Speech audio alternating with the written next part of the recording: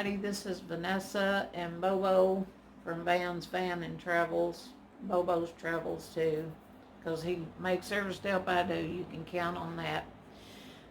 Some of my friends and family wanted me to do a video of the road that goes from my house to the road that goes into town in Bedford, because I used to be always complaining about it because I live so far out in the country. And some of you that are talking to me about restrictions and permits and all that, it's funny when I hear it, because I've been here now so long. We don't have any restrictions. You're pretty much on your own out here and make up the rules as you go. And but there are no restrictions. I did double check that, because I surely didn't want to get in any trouble when I start building a tiny home. And I still haven't decided on one yet. And I'm thinking about even going smaller, because you know what? I'm happy in my van, as small as it is. The only thing is I can't stand up, and I don't have an easy way to cook or prepare meals and wash dishes all in the same areas. It's kind of hard when you're sitting in the chair and bending over all the time doing all that. So I may even go with one half the size, if I find one. So far, the one I showed you on the last video was my favorite one. But don't worry, I'm going to show you the entire thing when I know I've made up my mind. But I'll take you with me and show the ones to you that I'm looking at too. I'm going to make this short because the drive is pretty long. And I'm sure you're going to be like me and think, well, I wouldn't drive that all the time. I'd get out of here. But I'm not going to live in town. That's just something I refuse to do. Even when I was out on the road, the further away from a city I am, the better it is. And everyone I know says the same thing. Alrighty, here we go. Hope you enjoy. Okay, I'm going down Tunnelton Road. You missed about a half a mile because I didn't have the camera turned on. I'm headed to the doctor in Bloomington, and this is going to be weird. This is my first time going to the doctor in Indiana since they have the drive-through doctor, and I don't know exactly how all this will be done, but here we go. As I told you a while ago when I wasn't recording it, this is like on the edge of the Hoosier National Forest. My son says we're in it, but I haven't seen anything that, except for it looks the same, except there's houses and stuff out here. There's a lot of deep curves and steep hills. You'd think you're in Tennessee. I'm going a little bit too fast for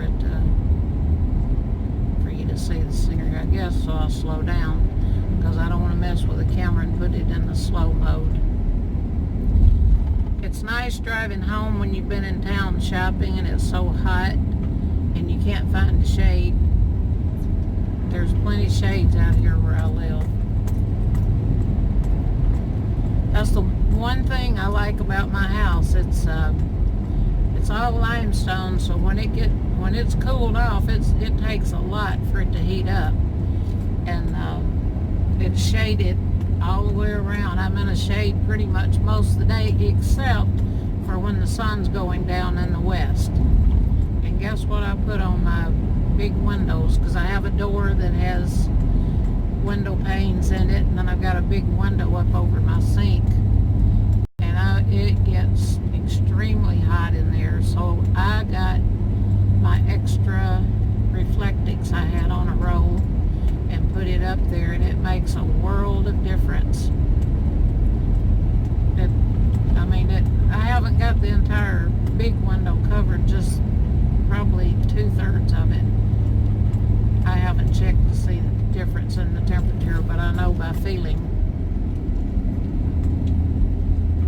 You have to go slow on this road anyway, because some of the curves you meet yourself coming back.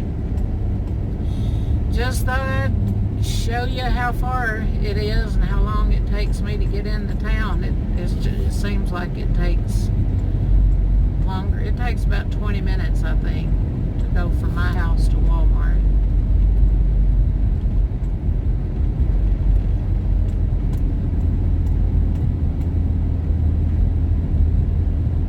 I hope I get a shot of a little house. Well, I probably won't. There's a little house up here on the left that's probably no more than 300 square feet. And I don't know what kind of people. Yeah, it's not one. Well, you got to see a little bit of it.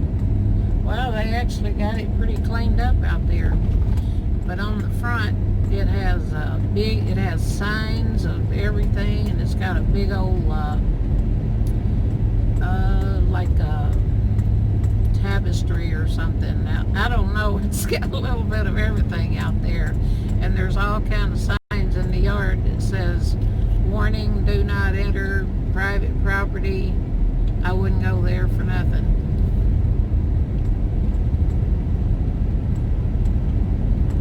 It's pretty out here, but it's not as pretty as the desert or Flagstaff. I'm ready to get out of here. I don't hate it here.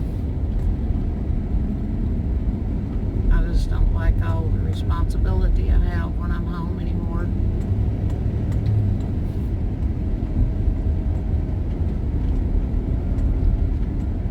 I'll probably have to cut a lot out of this because it'll make it too long to post.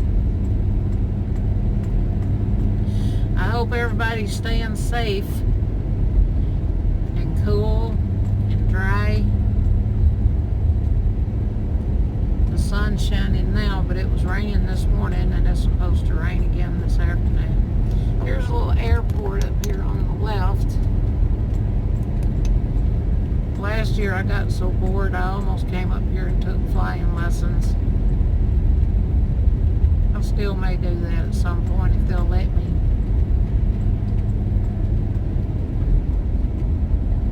If I can remember all my personal information when I have to write it down. I haven't been doing so well since I've been home with my memory.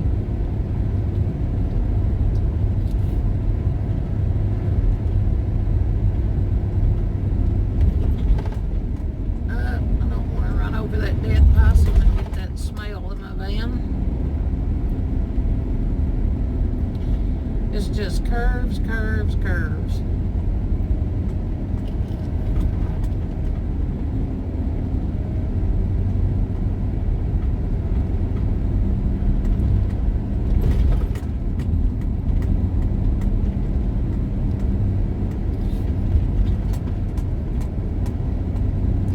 White River, some of you I know have heard of the White River. I don't know how big it is or how far it runs, but it's a huge river. It's across the road from my house, but you can't see it because of a big hill. But I have a friend, new friends that live over there. The guy that did my yard, he works with my son, and he lives right on it. And I've got to go over there because I'm making them a pecan pie. When I take it over there, if it's not too muddy and I can park over there, I'll show you what it looks like. It's beautiful. And it's hard to imagine it's that big, and it's just right in front of my house and I can't see it.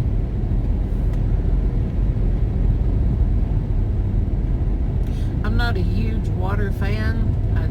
I didn't feel like I had to get a house on the river for the view, but I'll have to say, after being in Arizona for 7-8 months, when I saw water and green trees, it was pretty exciting. But I'm getting over it now.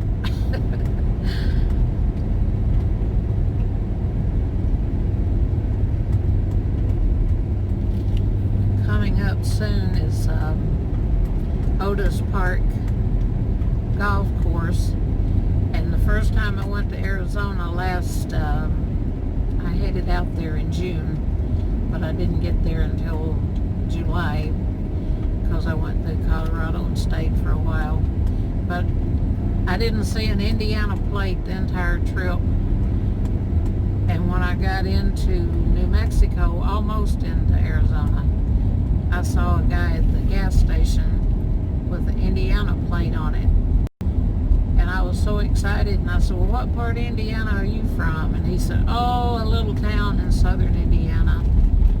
And come to find out, he was like 20-something miles from me. And I told him where I lived here. He said, I was just there 2 days ago golfing. That just didn't seem possible because it was so far away. This is all the golf course up on the hill there. And the guy that it's named after, I've heard his story, but I can't remember the entire story. I know he grew up a poor man, and he always wanted to fly a plane. And after he got his pilot's license, he started buying up land, and he decided to leave here, and he donated all of this property to be a golf course. And originally it was supposed to be for underprivileged children to come to. I wish I could. There's nobody. Yeah, there is somebody behind me.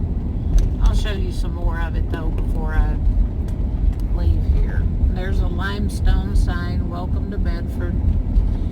And after we get up here, I'm going to turn it off because I want to turn it back on to show you some big limestone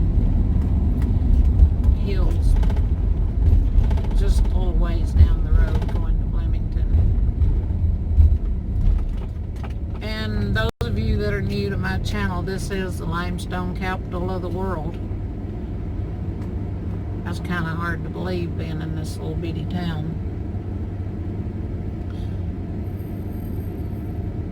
I was excited to find out that Quartzsite was the rock capital of the world too. I could see why after being there a few days. Okay, I'm going into town now, so I'm going to turn it off for a minute.